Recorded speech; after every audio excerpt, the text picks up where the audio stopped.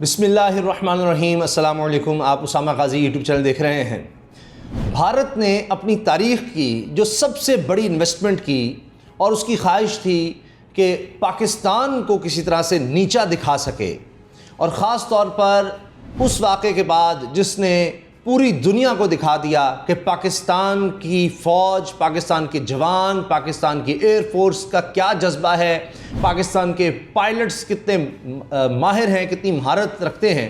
जिस तरह से अभिनंदन का जहाज़ गिराया और जिस तरह उसको गिरफ़्तार किया, और उसके बाद फिर मोदी सर पकड़ कर बैठ गया और उसको कहना पड़ा कि जी अगर हमारे पास राफेल तैयारे होते तो आज हमारा ये हाल ना होता, इतनी हमारी बेइज्जती ना होती, इतनी हमें मार ना पड़ती।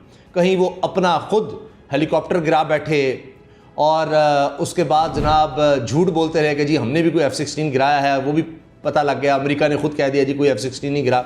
उनके पास तमाम रिकॉर्ड अमेरिका के पास मौजूद था। और फिर देखा आपने कि अभिनंदन के जहाज़ का मलबा भी सारी दुनिया को दिखाया गया कि उसने तो कोई मिज़ाइल चलाया ही नहीं, उसको इतनी मोहलत नहीं दी गई कि वो कोई मिज़ाइल चलाता और पाकिस्तानी किसी जहाज़ को नुकसान पहुंचा सकता। उससे पहले उसका जहाज़ गिरा दिया गया। तो अब आप देखिए कि भारत ने क्या किया। 8.8 अरब डॉलर 8.8 अरब डॉलर लगा दिए उसने राफेल तैयारे ख़रीदने के लिए। ये फ्रांस से उसने ख़रीदे 36 तैयारे, जिसमें से कुछ आ चुके हैं भारत, बाकी भी आने हैं।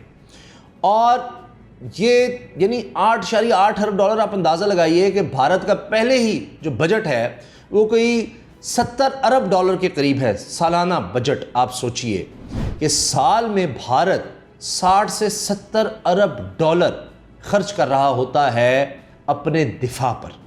अंदाज़ा लगाएं आप, इतना ज़्यादा पैसा लगाता है भारत।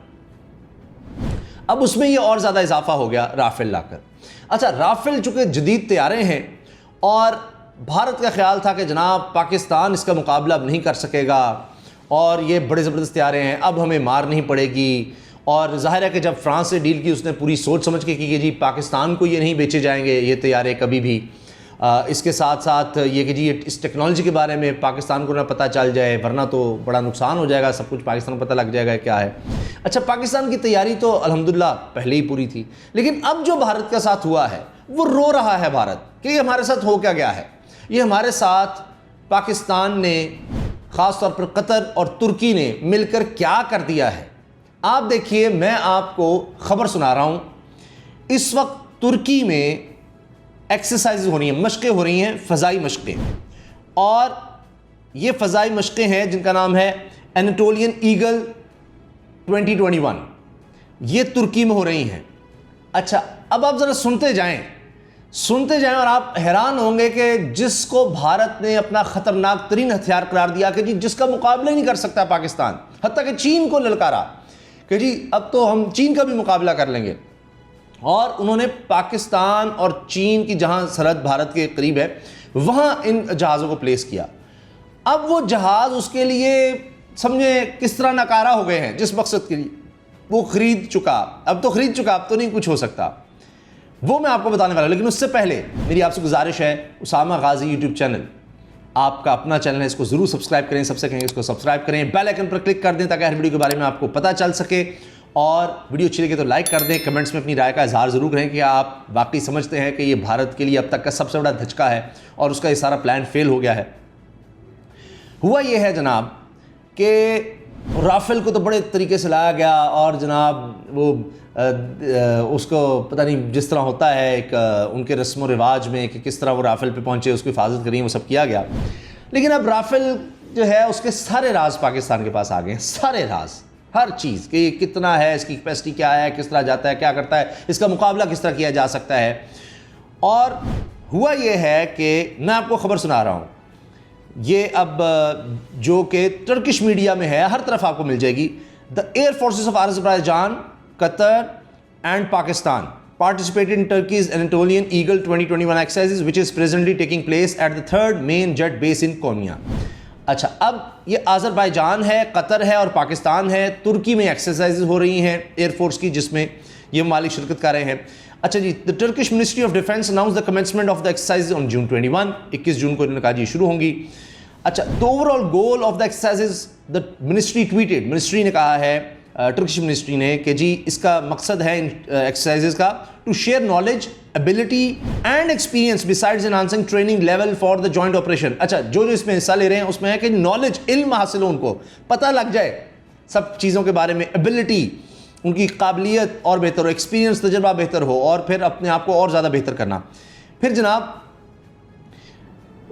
जून 24 को मिनिस्ट्री ने ये अनाउंस किया कि brotherly nation Azerbaijan participate in the Anatolian eagle training for the first time. अच्छा, पहली दफ़ा अज़रबैजान में शिरकत कर रहा है वही अज़रबैजान जिसका हाल ही में army chief general Qamar Javed Bajwa साहब ने दौरा किया, दिफाई ताल्लुकात को और ज़्यादा बढ़ाने की बात की। अज़रबैजान, पाकिस्तान और तुर्की के सबसे ज़्यादा शुक्रगुजार हैं जिन्होंने आर्मीनिया को जंग हराई है उसमें, और उसके बाद आर्मी चीफ तुर्की भी गए हैं।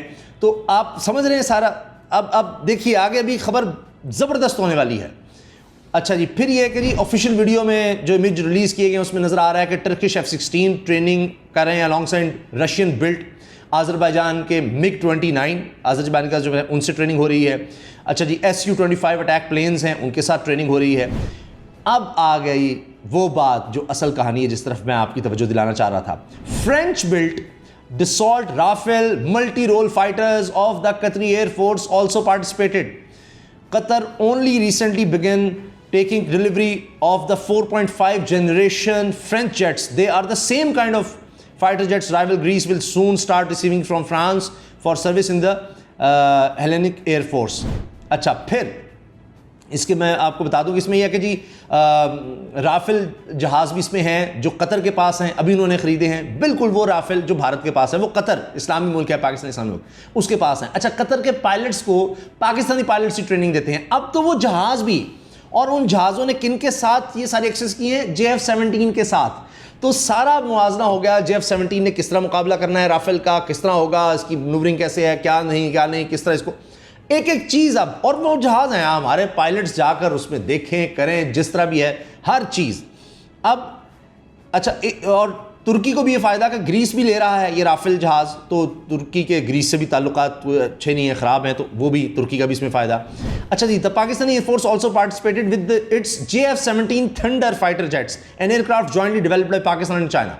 तो पाकिस्तान के अपने JF-17 थंडर जो तैयारे हैं उन्होंने भी इसमें हिस्सा लिया है। अब आप समझ गए हैं कि JF-17 का किस तरह से राफेल से मुकाबला होना है, हर चीज़, हर राज अब पाकिस्तान के पास आ गया है। चूँकि फ्रांस ने यकीनन जब कतर को जहाज़ दिए तो ये एग्रीमेंट्स होते हैं कि आप किस लिए इस्तेमाल करेंगे, किस लिए नहीं करेंगे। तो जब F-16 पाकिस्तान को ऐसे तो ये था जी अपने दिफा के लिए इस्तेमाल करेंगे। इसी तरह जब कतर को दिए जी आप किसी और मुल्क को नहीं दे सकते, और किसी और मुल्क यानी इन जहाज़ों को इस्तेमाल नहीं करेगा, आपने राज नहीं देने वो, लेकिन आप एक्सरसाइज से, मशकों से तो नहीं रोक सकते। तो कतर अपने राफेल वहाँ लेकर आ गया, भारत के वहीं भारत में खड़े कर राफेल पूरी तरह पाकिस्तान के काबू में, सब राज और महारत भी पाकिस्तानी पायलट्स की पहले, और JF-17 किस तरह से करना है, क्या उसका मुकाबला करना है, सब पाकिस्तान के पास आ गया। तो ये जो $9 अरब की इन्वेस्टमेंट थी, आज $8.8 की इन्वेस्टमेंट, वो पंजाबी कहते हैं खूह खाते पे आ गई, वो तो सारा कुछ पता लग गया, हर चीज़। आप सोचिए ना कि अगर जिस तरह JF-17 है उसकी हर चीज़ भारत को पता लग जाए, भारतीय पायलट्स को, तो उनको कितना फ़ायदा। इसी तरह पाकिस्तान को हर चीज़ पता लग गई अब, और कतर के साथ मैंने आपको बताया दोस्ती भी है, उनको पायलट्स को ट्रेनिंग भी दे रहे हैं। तो जनाब ये ख़बर थी जो मैंने कहा आपसे शेयर करें, क्योंकि ये तुर्की के लिए, कतर के लिए, पाकिस्तान के लिए, अज़रबैजान के लिए बड़ी ज़बरदस्त चीज़ है किस तरह से ये इकट्ठे हो रहे हैं। और ये एक्सरसाइजेज़ बिल्कुल उस तरह की हैं जिस तरह की अमेरिका करवाता है एक्सरसाइजेज़।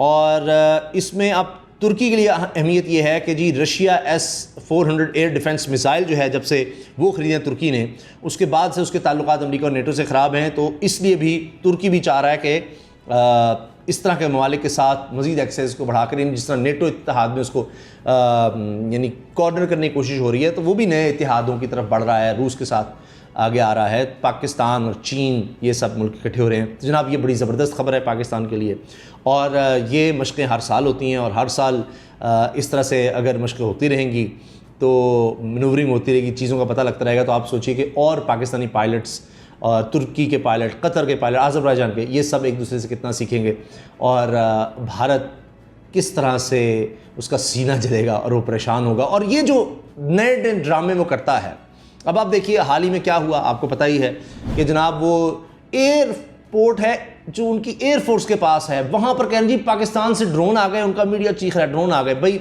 लानत है फिर कि आपकी एयरफोर्स पर कि आप वो पाकिस्तान से ड्रोन उड़ रहा है, वो आ रहा है, वहाँ बम गिरा रहा है, वापस जा रहा है, आपको पता ही नहीं चल रहा, कुछ भी नहीं।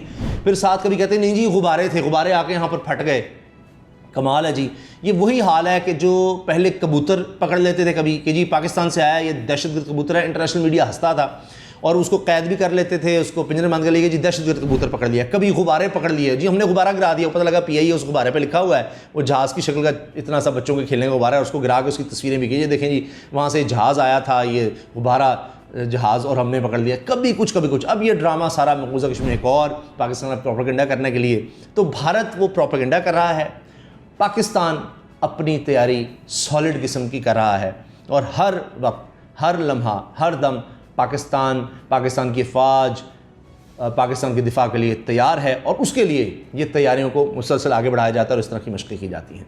और आपको पता ही है तुर्की के सदर तैयब एर्दोगान कह चुके हैं कि मकबूजा कश्मीर के हवाले से तुर्की का वही स्टैंड है जो पाकिस्तान का है, सेम वही।